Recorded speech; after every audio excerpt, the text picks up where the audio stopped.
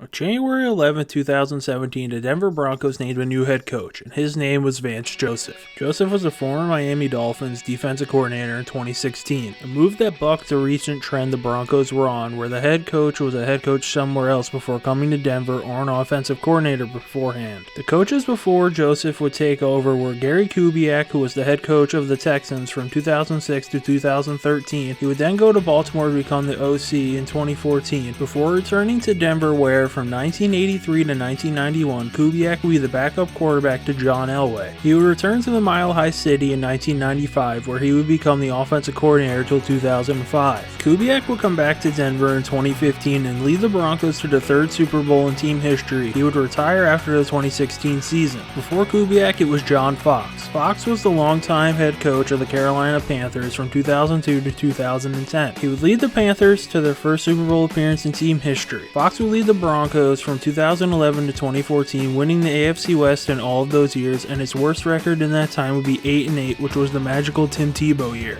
He would be the head coach that would welcome future Hall of Fame quarterback Peyton Manning to town. The team would go 13-3 in back-to-back seasons in 2012 and 2013. Also in 2013, the Broncos made their way to the Super Bowl for the first time in 15 years, where they would be embarrassed by the Seattle Seahawks, losing 43-8. Fox's last year in Denver would end up being in 2014. The team went 12-4, only to be eliminated by Manning's former team, the Colts, in the Broncos' first game of the playoffs. The 2 years before that were the Josh McDaniels days, and no one wants to talk about them. McDaniels took over from two-time Super Bowl winning coach Mike Shanahan, who led the Broncos from 1995 to 2008, only having 2 losing seasons in his entire tenure there. Shanahan's final resume in Denver would include 3 AFC West crowns, 2 Super Bowls, and 7 10-plus win seasons. That is how the Broncos' history has looked since I've been alive. With the Broncos looking for a new head coach after 2 weird years under Vance Joseph, where it seemed that the team could never get the offense going, and the defense regressing at an alarming rate, also having back-to-back losing seasons for the first time since 1971 and 72. John Elway and the other Broncos brass really need to hit before the organization's fully regressed, and could potentially earn the first pick in the draft, which the Broncos have never earned in team history.